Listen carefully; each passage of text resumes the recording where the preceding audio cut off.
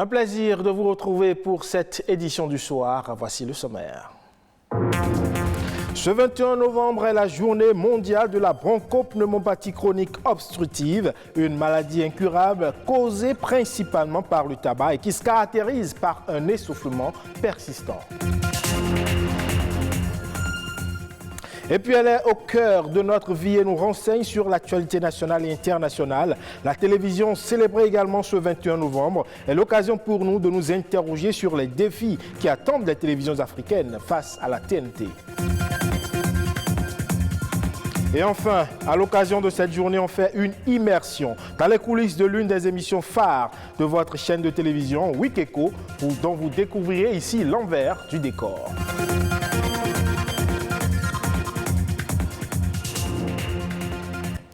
Merci à vous de nous rejoindre. Ce 21 novembre est dédié aux victimes des accidents de la route. Cette journée permet d'attirer l'attention du public sur l'ampleur des dommages émotionnels et économiques causés par les accidents de la route. Elle vise à rendre hommage à toutes les personnes tuées et gravement blessées sur les routes, à reconnaître le travail crucial des services d'urgence et à plaider pour un meilleur soutien aux victimes de la route et à leurs familles. Et pour cette édition 2021, l'accent est mis sur la réduction de la vitesse de la circulation car une vitesse faible a le potentiel d'éviter de nombreux décès et des blessures graves.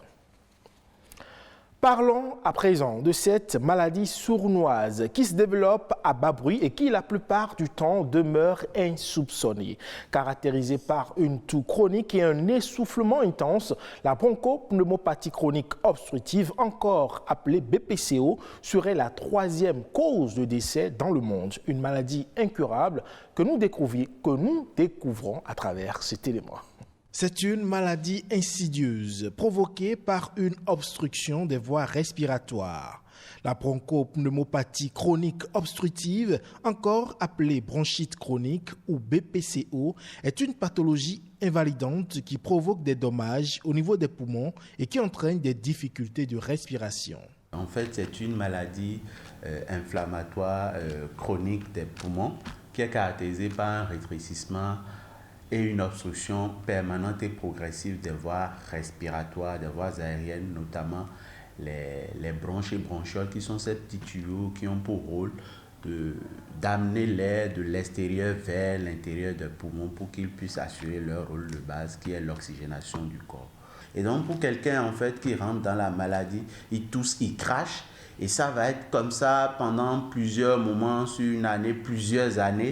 Et après, il va commencer à sentir en fait une difficulté à respirer, une gêne respiratoire à type d'essoufflement. Selon l'Organisation mondiale de la santé, la bronchopneumopathie chronique obstructive est la troisième cause de décès dans le monde. Aujourd'hui, nous pouvons dire que c'est un problème de santé publique au niveau mondial, où les habitudes tabagiques ont commencé à être de plus en plus fréquentes, le phénomène de la chicha. Au Bénin précisément, les données sont vraiment parcellaires et nous pouvons dire qu'on a à peu près 4%, surtout dans des professions comme ceux qui sont exposés à la fumée, notamment le fumage de poissons, la sidérurgie par exemple, le secteur textile et surtout le secteur agricole avec les poussières de coton, les poussières d'origine végétale. Si à ce jour, il n'existe pas de traitement curatif de la BPCO, un diagnostic et un traitement précoce sont importants pour ralentir son évolution et réduire le risque de complications. Il faut dire que le premier pan de cette prise en charge, c'est l'arrêt de la cause. Et la cause la plus fréquente, comme je l'ai dit, c'est le tabagisme sous toutes ses formes. Il faut arrêter. Et après, il y a le traitement médicamenteux. Outre le sevrage tabagique et le traitement médicamenteux, la rééducation pulmonaire est indispensable pour améliorer la capacité fonctionnelle et la qualité de vie du patient. Un autre pan non négligeable de la prise en charge, c'est en fait la rééducation du patient à mieux respirer. C'est ce que nous appelons la kinésithérapie respiratoire qui va lui permettre alors de pouvoir mieux s'adapter à l'effort. Plus tôt la BPCO est diagnostiquée, meilleures sont les chances de survie. Mais l'arrêt de l'intoxication tabagique et de toute exposition à des toxiques inhalés est à ce jour la meilleure arme de prévention. Et puis ce 21 novembre est également célébrée la journée mondiale des pêcheurs artisans et des travailleurs de la mer. C'est en 1997 que cette journée a été initiée. Ce jour-là, les petits métiers liés à la pêche, les femmes transformatrices de poissons et les employés de marais ou ouvriers d'usines de poissons originaires de 33 pays s'étaient réunis à New Delhi en Inde pour fonder le Forum mondial des pêcheurs et des travailleurs de la pêche. L'objectif de cette journée est de donner plus de poids et de visibilité à ces professions souvent oubliées et marquées par leur individualisme, en pariant sur la force du regroupement socio-professionnel. Cette journée entend donc promouvoir les intérêts des pêcheurs artisans et mettre en exergue les questions d'actualité essentielles pour l'avenir du secteur des pêches maritimes. L'autre journée célébrée également ce 21 novembre est celle de la télévision qui est au cœur de notre vie, qui influence nos loisirs, notre savoir, notre culture et qui nous renseigne sur l'actualité. Cet excellent vecteur d'information sur ce qui se passe partout dans le monde. Aujourd'hui, à l'ère du numérique, notamment de la télévision numérique terrestre TNT, une question se pose. Quels sont les défis auxquels les chaînes de télévision africaines seront confrontées? Eh bien, la réponse dans cet élément. La télévision est un ensemble de techniques destinées à émettre et recevoir des séquences audiovisuelles appelées programmes télévisés. Elle est l'un des moyens de communication les plus puissants au monde. C'est un vecteur de progrès et de savoir, mais aussi un lieu de découverte du monde et de sa diversité. Dans un monde en pleine mutation, la télévision a connu depuis sa création de fortes évolutions technologiques.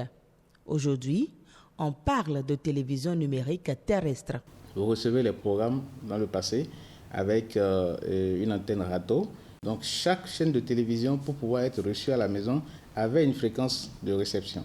Mais aujourd'hui, avec le numérique, nous avons une seule fréquence d'émission, d'accord, une seule fréquence sur tout le territoire national, par zone bien sûr, et c'est dans cette fréquence-là que sera reçu un multiplex de chaînes de télévision. Donc aujourd'hui, qu'est-ce qui se passe?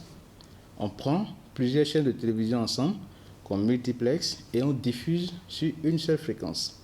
Conséquence, vous aurez une seule antenne râteau, donc positionnée sur votre mât à la maison, et avec cette antenne râteau et avec une seule fréquence, vous allez recevoir et décoder plusieurs programmes de télévision.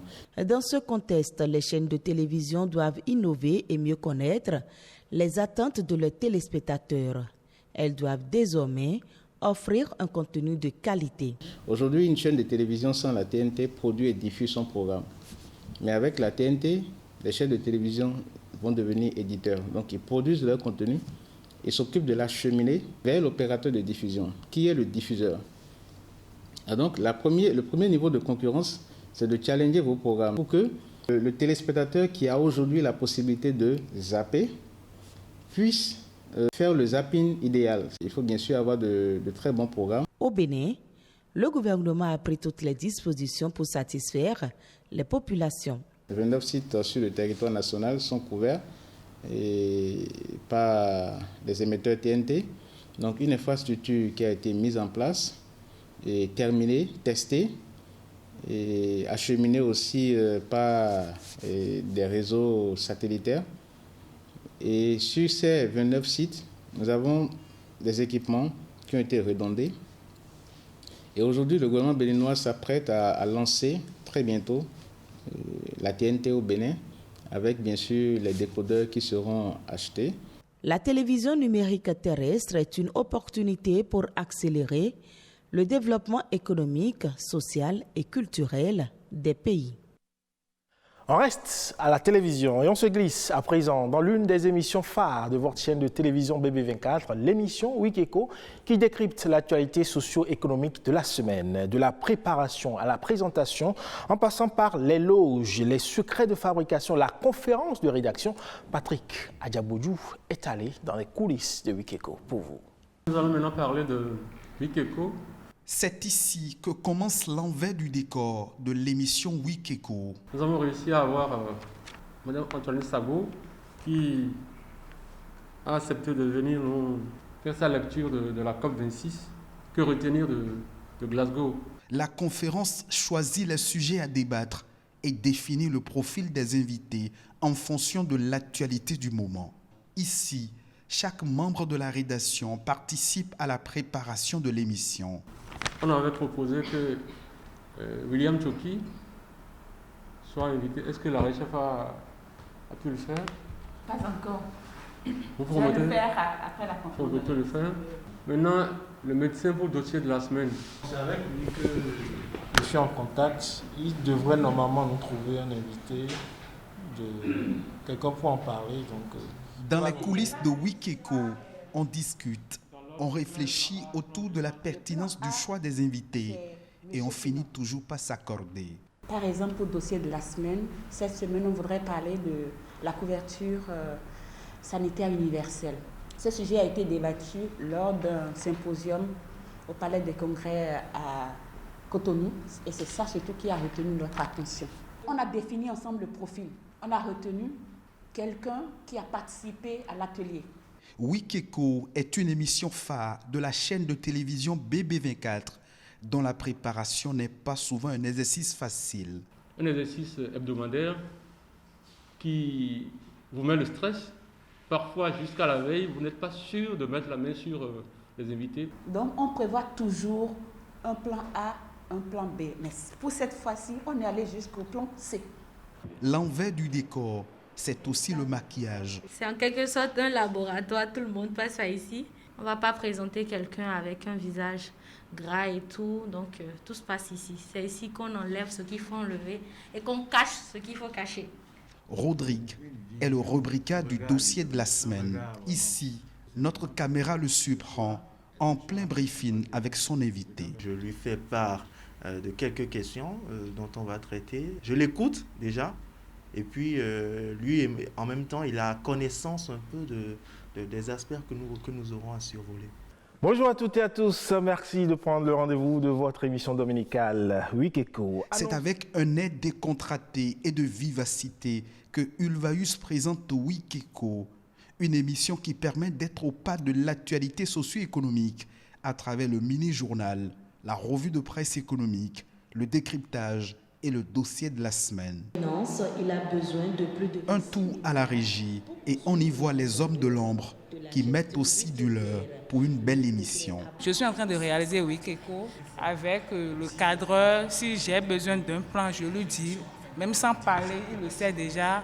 Le preneur de son, il sait à chaque fois quand il doit ouvrir le son. Sinon, la collaboration, elle est parfaite.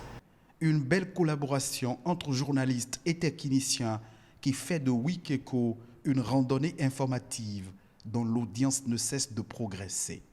Portez-vous bien et à dimanche prochain. Belle immersion dans cette émission hebdomadaire de votre chaîne de télévision Bénin Business 24 que vous venez de découvrir grâce à Patrick Adiagbodjou. Et c'est là-dessus que prend fin ce 19h45. Merci pour votre attention. À très bientôt.